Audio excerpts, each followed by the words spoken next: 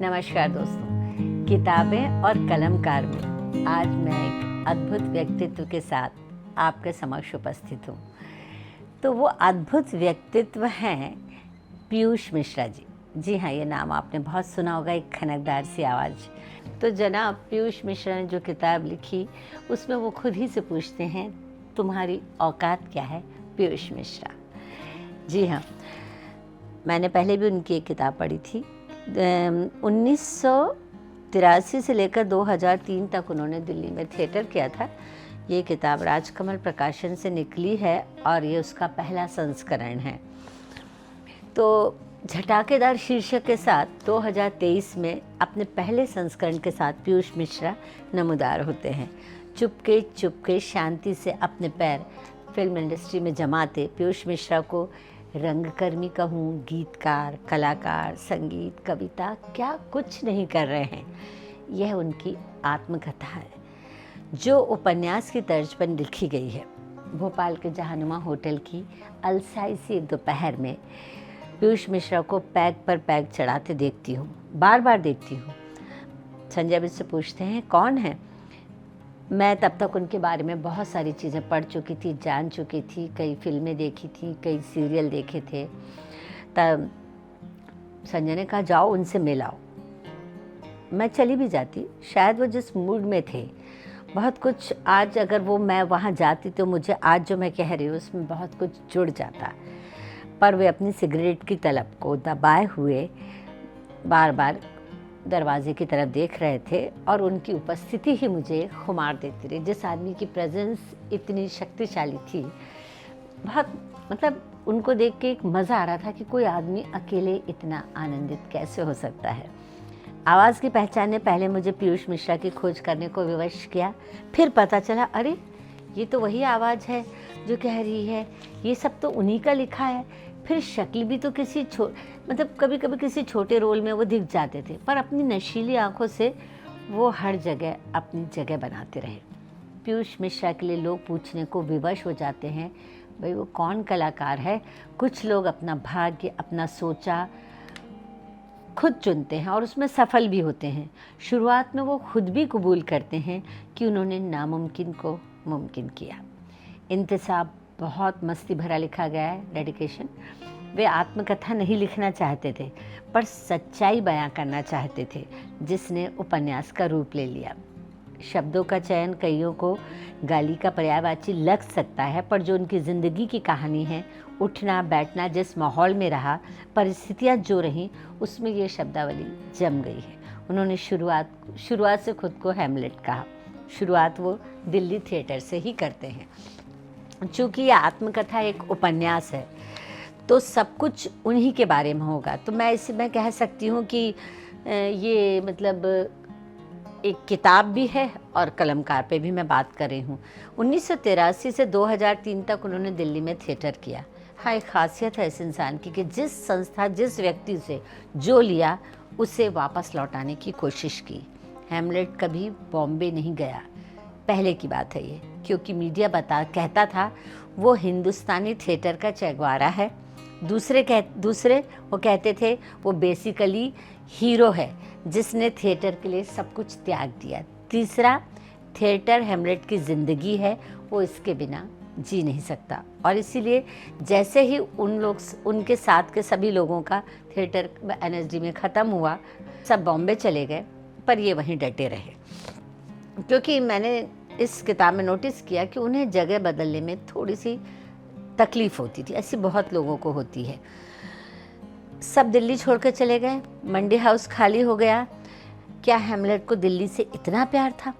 यादें बहुत आया करती थी। राष्ट्रीय नाट्य विद्यालय की आउटगोइंग स्पीच में हैमलेट ने बड़ी शान से कहा था कि वो बम्बई जाएगा, सिनेमा करेगा, टीवी करेगा। 4 साल बाद भी दिल्ली में थिएटर ही कर रहा था। अकेलेपन से उन्हें प्यार था। पुस्तक जिंदगी के हिसाब से हैमलेट ने खुद खंडों में बांट ली, पर तरतीब से नहीं। मुझे एहसास हुआ बेतरतीब ज़िंदगी से भी कोई सुकून पाता है। और ये मैंने नोटिस किया कि पीयूष मिश्रा जी, मैं आपको कहना चाहूँगी कि अगर आपकी ज़िंदगी में बेतरतीबी ना हो तो आपको सुकून भी नहीं मिलता। शुरुआत से जो लोग उनकी ज़िंदगी में आए वो चीख चीख कर उनके बारे में बड़ी अच्छी अच्छी बातें कर रहे हैं, कटाक्ष कर रहे हैं, और वो खुद इंडिया गेट पर 4 लाख लोगों की भीड़ में खड़े होकर चीख रहे थे कि ये सिस्टम सड़ गया है, उसे बदलने की ज़रूरत है। मंडी हाउस, पुरानी बात, ग्वालियर, शुरू से संतो चाची, पहला आध्यात्मिक अनुभव, पेंटिंग, उन्माद, सर, पहली मूर्ति, नज्म, कम्युनिज्म, पहला चुंबन, चुपचाप जिंदगी, जेसी मिल, स्कूल, मराठे दोस्त, भगवत अज्जुकम नाटक, असमंजस संगनी, बद अच्छा बदनाम बुरा, NSD, दिल्ली स्ट्राइक, इस तरह से छोटे खंडों में उपन्यास क्या बोलूँ, जिंदगी बट गई। मुझे लगता है पीयूष जी की कहन ही इस पुस्तक का आकर्षण है, पर जिस बेचैनी से अपना जीवन उन्होंने हड़बड़ी में उपन्यास में उतारा है, उससे लगता है कि अभी इसके आगे के अभी भाग आने बाकी हैं। अगर एक बार इस पुस्तक को आपने हाथ में लिया तो आप इसे छोड़ नहीं सकते। कुछ पात्रों के नाम बदल दिए गए हैं पर हमें समझ में आ जाएंगे, जैसे सोमपुरी। शायद वो इस बेबाक ज़िंदगी का हिस्सा होने से वो लोग डरते रहे हों, तो इन्होंने क्लियर नाम नहीं दिया। अपनी ज़िंदगी की औरतों, बकवास, गलतियों और पापों को यूँ सबके सामने लाना बड़ी बेबाकी का काम है, पर हैमलेट को बताते जरा भी डर नहीं लगा, क्योंकि वो इस बात से इत्तेफाक नहीं रखता कि लोग क्या कहेंगे।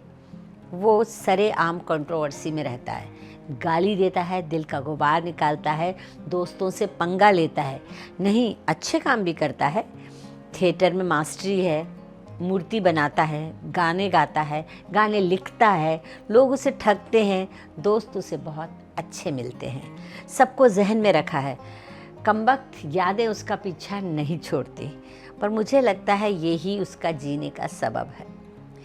दिल्ली का मंडी हाउस उसकी जान है।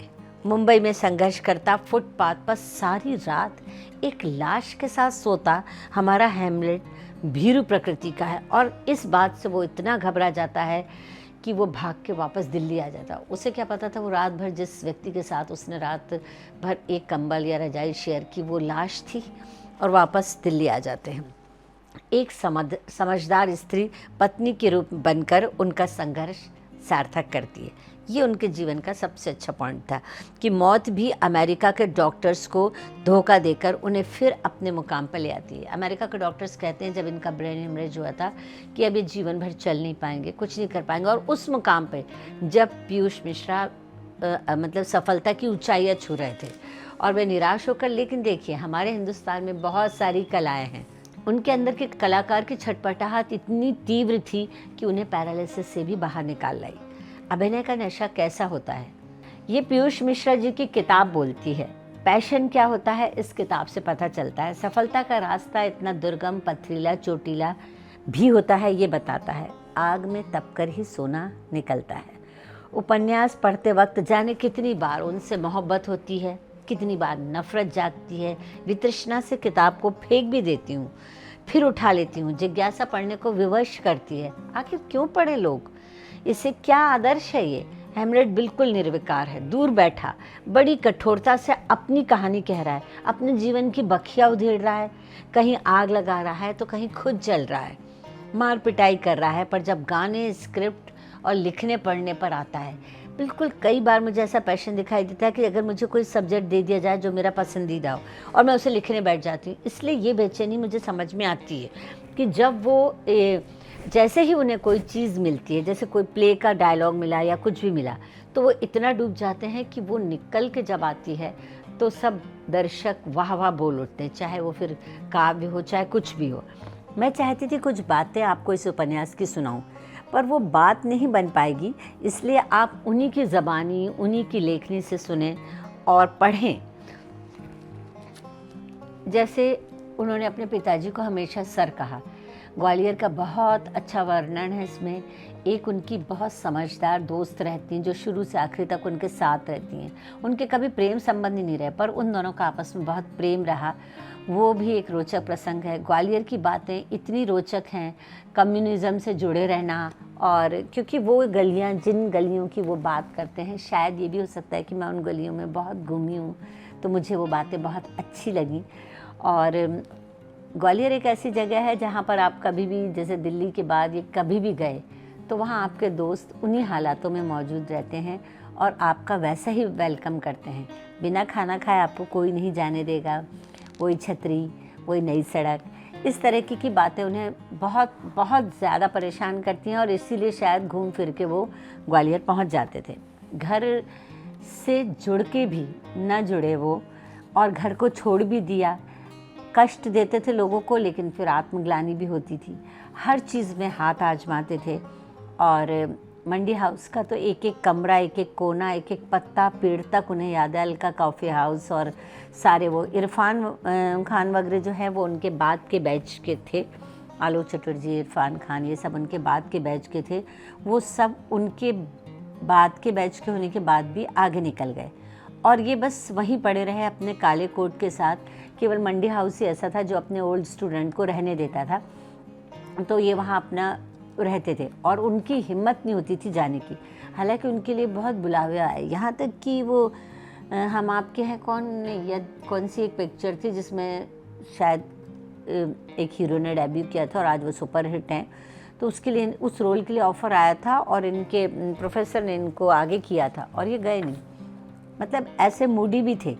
कभी कभी ऐसा होता है कि, और फिर वो वापस लौट के उन लोगों की मदद करने के लिए आए। जब उनके पास पैसा आता था जेब में तो वो लेके उन लोग की मदद के लिए आ जाते थे। वो थिएटर के लिए बहुत कुछ देना चाहते थे, करना चाहते थे। मैं देखती हूँ घूम फिर के वो उस दिन वापस आते हैं थिएटर में। एक दिन वो अपना उल्लास, जो नया बैच होता है फर्स्ट ईयर के स्टूडेंट्स का, उनको पार्टी देते हैं, वेलकम पार्टी देते हैं।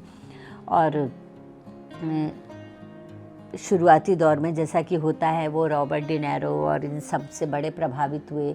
इंग्लिश पिक्चर देखना सीखा उन्होंने सोचा कि वैसी एक्टिंग करके शायद में अपना स्टाइल उन्होंने तब कोई तय नहीं किया था, लेकिन धीरे धीरे जब वो उसमें ढलते चले गए तो उन्होंने वो अपने स्टाइल में आ गए और सब ने उनको उन्हीं के स्टाइल से स्वीकार किया। आज हम OTT पर कोई भी चैनल खोलते हैं, हर जगह पीयूष मिश्रा का नाम नज़र आता है।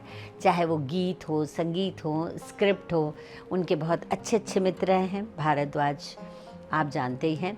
और इन लोगों ने, सब ने मिलकर, हिमांशु धूलिया और ये सब सारे लोगों की एक टीम है जो एक अलग तरीके का सिनेमा बनाती है, एक अलग तरीके का थिएटर करती है और जो इसलिए हमें पसंद आता है क्योंकि वो अलग है।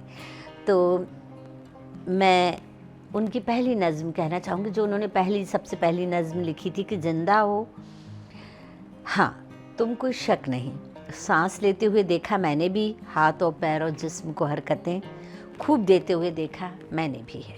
अब भले ही ये करते हुए होंठ तुम दर्द सहते हुए सख्त सी लेते हो, अब है इतना भी कम क्या तुम्हारे लिए, खूब अपनी समझ में तो जी लेते हो। तो मैं पीयूष मिश्रा जी की किताब के बारे में बस ये कहूँगी कि इस किताब को पढ़ें। इसके बाद कुछ इश्क किया, कुछ काम किया, पर मैं पीयूष मिश्रा जी से आग्रह करूँगी कि वो अभी अपने आगे, ऐसा लगता है ये आग अभी जल रही है, बुझी नहीं है और बहुत सी चीज़ें हैं जो वो इतनी सी किताब में नहीं समा पाई। तो इसका एक सेकंड पार्ट भी निकलना चाहिए और मैं उनसे ये कहना चाहती हूँ कि उन्होंने टाइटल तो बहुत अच्छा दिया है, पर बस यही कहूँगी कि आपकी बहुत औकात है पीयूष मिश्रा जी। शुक्रिया।